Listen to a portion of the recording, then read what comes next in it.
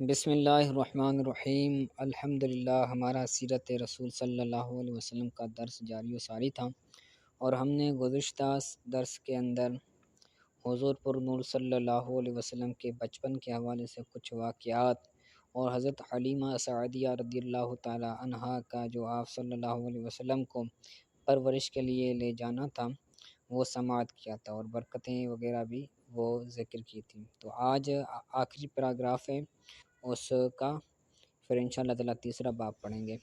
کہتے ہیں بنو سعد میں قیام کی مدت اور واپسی کی۔ آپ صلی اللہ علیہ وسلم بنو سعد جو کہ حضرت حلیمہ سعدیہ کا قبیلہ تھا، آپ صلی اللہ علیہ وسلم کتنا عرصہ اس قبیلے میں رہے اور واپسی کب فرمائی؟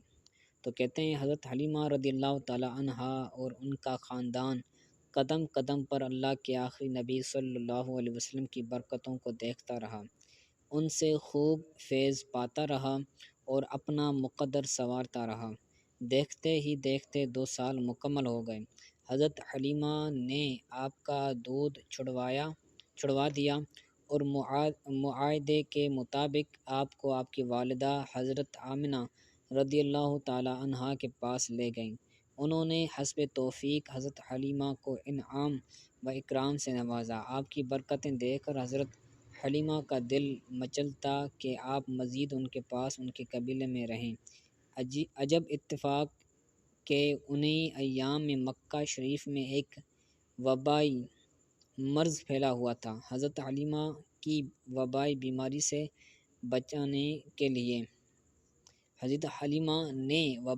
سے بچانے کے لیے حضرت آمنہ کو اس بات پر راضی کر لیا کہ وہ حضور کو مزید کچھ مدت کے لیے ان کے قبیلے بھیج دیں۔ یوں حضرت حلیمہ کی دلی مراد پوری ہوئی، یعنی مقصد پورا ہوا، اور ایک بار پھر حضرت بی بی آمنہ کے چاند سے ان کا آنگن روشن ہو گیا، اور اللہ کے آخری نبی صلی اللہ علیہ وسلم کی برکت والے وجود کی بدولت ان کا مکان دوبارہ سے رحمتوں اور برکتوں کی کان بن گیا۔ آپ صلی اللہ علیہ وسلم تقریباً 4 سال تک قبیلہ بنو سعد میں برکتیں لٹاتے رہیں۔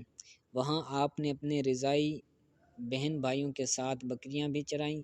بکریاں چراگاہوں میں لے جا کر ان کی دیکھ بھال کرنا یہ تقریباً تمام انبیاء کرام کی سنت تھی۔ آپ نے اپنے عمل سے بچپن ہی میں اپنی ایک خصلت نبوت کا اظہار فرمایا، قبیلہ بنو سعد، اور وہ خصلت کون سی تھی؟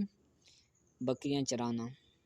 قبیلہ بنو سعد میں جب پہلا شک صدر ہوا، اس سے گھبرا کر حضرت حلیمہ آپ کو بی بی آمنہ کے پاس لائیں اور ان کے سپرد کر دیا۔ اس کے بعد آپ اپنی والدہ پاک کی گود میں پرورش پانے لگے۔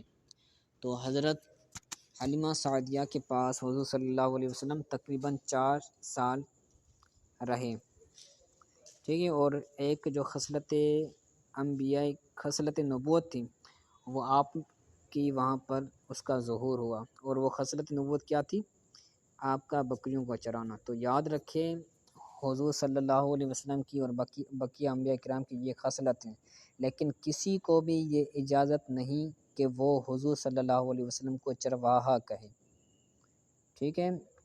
حضور صلی اللہ علیہ وسلم کے لیے یہ لفظ بولنا انتہائی غلط ہے، لیکن اگر بندہ کوئی تحقیر کی نیت سے، تنقیص کی نیت سے یہ بولتا ہے تو وہ بندہ کافر ہو جائے گا، صحیح ہے۔ تو یہ یاد رکھا کریں، وہ تو ہمارے آقا ہمارے مولا ہیں، ان کے لیے ایسے الفاظ استعمال کرنا بندہ دار اسلام سے بھی خارج ہو جاتا ہے، ٹھیک ہے۔ تیسرا باب کہتے ہیں رسول اللہ صلی اللہ علیہ وسلم کا لڑکپن۔ ایک ہوتا ہے بچپن، ایک ہوتا ہے لڑکپن۔ لڑکپن جو ہوتا ہے وہ تقریباً 7-8 سال کے بعد شروع ہوتا ہے، ٹھیک ہے۔ کہتے ہیں والدہ کا وصال پر ملال۔ اللہ کے آخری نبی صلی اللہ علیہ وسلم کی عمر مبارک جب 6 سال ہو گئی تو آپ کی والدہ ماجدہ آپ کو ساتھ لے کر مدینہ شریف میں آپ کی والد کے ننھال سے ملانے گئی۔ اس سفر میں بی بی ام ایمن بھی ساتھ تھیں۔ بی بی ام ایمن آپ کی والد کی کنیز تھیں۔ واپسی پر ابوا کے مقام پر آپ کی والدہ کا انتقال ہو گیا اور وہیں تدفین ہوئی۔ باپ کا سایہ پہلے اٹھ چکا تھا اور اب ماں کی آغوش شفقت و محبت بھی چھوٹ گئی۔ حضرت ام ایمن نے آپ کے آنسو پوچھے، آپ کو تسلی دی اور واپس مکہ شریف لا کر آپ کے دادا جان حضرت عبد المطلب کے سپرد کر دیا۔ والدین کے وصال کے بعد آپ کی پرورش آپ کے دادا جان کے یہاں ہوئی۔ ان کا نام عبد المطلب رضی اللہ تعالیٰ عنہ ہے۔ یہ مکہ کے سردار تھے، آپ سے بڑی محبت کرتے، ہر وقت انہیں اپنے ساتھ رکھتے، جب کہیں بیٹھتے تو اپنے ساتھ بٹھاتے، کھانا اپنے ساتھ کھلاتے، رات کو اپنے پہلو میں سلاتے۔ صحن کعبہ میں ان کے بیٹھنے کے لیے ایک تخت رکھا جاتا، جس کسی بڑے سے بڑے آدمی کی مجال نہ تھی اس پر قدم رکھتا، لیکن جب اللہ کے آخری نبی صلی اللہ علیہ وسلم تشریف لاتے تو بلا جھجک اپنے دادا جان کی گود پر بیٹھنے کے لیے آگے بڑھ جاتے۔ آپ کی عمر مبارک 8 سال کی ہوئی تو ان کا بھی وصال ہو گیا۔ پھر آپ کی پرورش آپ کے چچا ابو طالب کے یہاں ہوئی۔ آپ کے مبارک بچپن کے متعلق ابو طالب کا کہنا ہے کہ میں نے کبھی بھی نہیں دیکھا کہ رسول اللہ صلی اللہ علیہ وسلم کسی وقت بھی کوئی جھوٹ بولے ہوں یا کبھی کسی کو دھوکہ دیا ہو یا کسی کو کوئی تکلیف پہنچائی ہو یا بیہودہ بچوں کے پاس کھیلنے کے لیے گئے ہوں یا کبھی خلاف تہذیب بات کی ہو۔ ہمیشہ انتہائی خوش اخلاق، اچھی عادتوں والے، نرم گفتار، بلند کردار اور اعلیٰ درجہ کے پارسار اور پرہیزگار تھے۔ ٹھیک ہے، آگے کہتے ہیں لڑکپن کی برکتیں۔ آپ 8 سال کی عمر میں اپنے چچا ابو طالب کے گھر ان کی کفالت میں آئے تو یہاں بھی خیر و برکت کی بارشیں ہونے لگیں۔ یہ اپنے بچوں سے زیادہ آپ سے پیار کرتے، اپنی نگاہوں سے دور نہ ہونے دیتے۔ ابو طالب کا بیان ہے کہ سرکار صلی اللہ علیہ وسلم سے پہلے جب بھی میرے بچے کھانا کھاتے تو پیٹ نہ بھرتا، لیکن جب حضور صلی اللہ علیہ وسلم ان کے پاس کھانا تناول فرماتے تو سب بچوں کا پیٹ بھر جاتا تھا۔ اس لیے جب بھی میں اپنے بچوں کو کھانا دینا چاہتا تو کہتا، رک جاؤ، میرے بیٹے محمد صلی اللہ علیہ وسلم کو آنے دو، پھر کھانا شروع کریں گے۔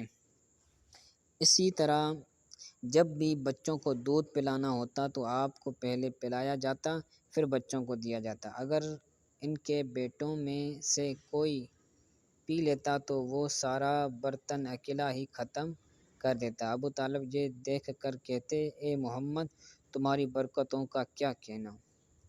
یہ حضور کا شان ہے، حضور کی برکت ہے کہ بندہ آپ کے جو بچے تھے وہ حضور کی عدم موجودگی میں جب کھانا کھاتے تھے یا دودھ پیتے تھے تو وہ ان کو پورا نہیں ہوتا تھا، لیکن حضور کی وجود کی برکت سے ان کو کھانا بھی پورا ہو جاتا تھا، وہ پیٹ بھر کے کھانا بھی کھا لیتے تھے اور ان کو دودھ بھی جب مختصر دیا جاتا تھا تو اس کے اندر بھی وہ کفایت کر جاتے تھے۔ ٹھیک ہے، تو آج کے لیے اتنا کافی ہے، اس کو اچھی طرح سے یاد کیجیے گا۔ اور جو اس کے اندر تعداد کی ہے نا کہ آپ کی والدہ کتنی جب وفات کہہ گئی تو ان کی عمر کتنی تھی، آپ صلی اللہ علیہ وسلم کی عمر کتنی تھی، آپ کے دادا جان جب وصال کر گئے تو ان کی آپ صلی اللہ علیہ وسلم کی عمر کتنی تھی، تو یہ جو تعداد ہے، یہ جو عدد ہے، اس کو آپ ذہن میں رکھیں اور یہ پرجوش طریقے سے اس کو اپنے ذہن کے اندر نشین کریں۔